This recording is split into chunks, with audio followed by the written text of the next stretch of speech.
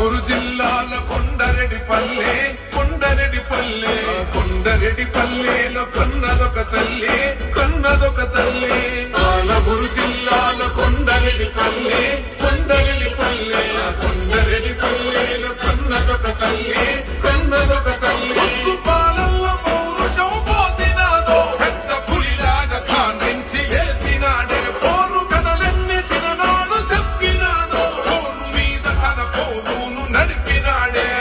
నిపై వినదించి తప్పునే ఎదిరించి